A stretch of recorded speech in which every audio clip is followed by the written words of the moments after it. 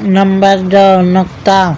अब जो नुक्ता होता है वह क्या है? नुक्ता उसको कहते हैं जिसके जितने भी हिस्से कर लिए जाए वो ख़त्म ना हो, उसको नुक्ता कहते हैं। यानी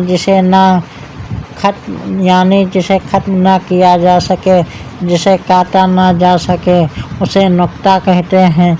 और साइंसदानों की ज़बान में उसी को एटम कहते हैं।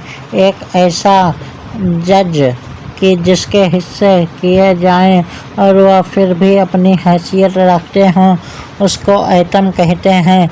यानी ऐसा नुक्ता, ऐसा जज कि जिसको तोड़ा ना जा सके, ख़त्म ना किया जा सके, मिटाया ना जा सके। और एटम एक क़ुव्वत का नाम है, एटम एक ताकत का नाम है, एटम एक इक़्तिदार का नाम है, एटम एक पावर का नाम है। और जहाँ एटम है वहीं सुपर पावर है कि अमेरिका में एटम है, वह पावर बना हुआ है। बरतानिया में एटम है, वह पावर बना हुआ है। फ्रांस में एटम है, वह पावर बना हुआ है।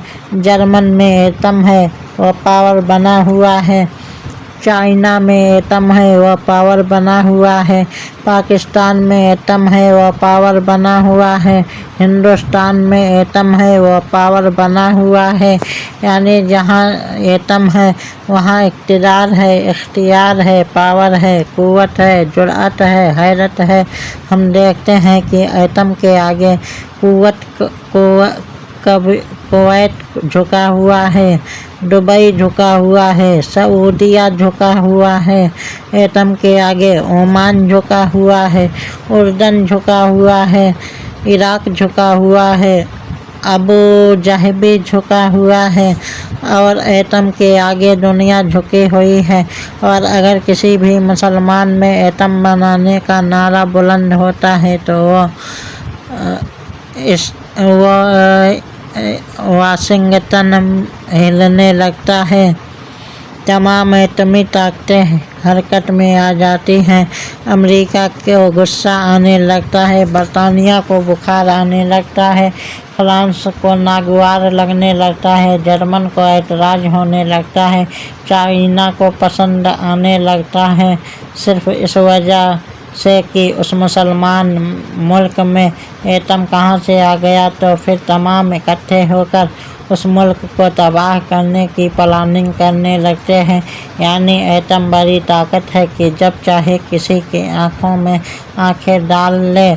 उसी को अपनी ताकत पर बड़ा फ़ख्र होता है, बड़ा नाज होता है, बड़ा भरोसा होता है, बड़ा सहारा होता है, बड़ा मान होता है।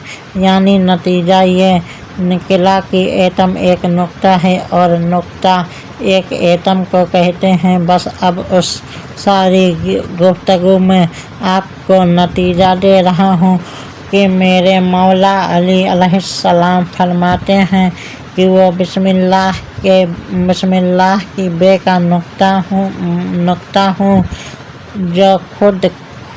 जो जात खुद को बे का नुक्ता बताए तो असल में वो अपनी उस खसूसियत का जिक्र फरमा रहा है कि जो बे का नुक्ता होगा उस दिल में जुरात होगी, उस दिल में क़ुव्वत होगी, उस दिल में जज्बा होगा, उस दिल में बंदगी का सलीका होगा। वो जुरात वाला और क़ुव्वत वाला कुफ़ार के सामने डूब जाना जानता है।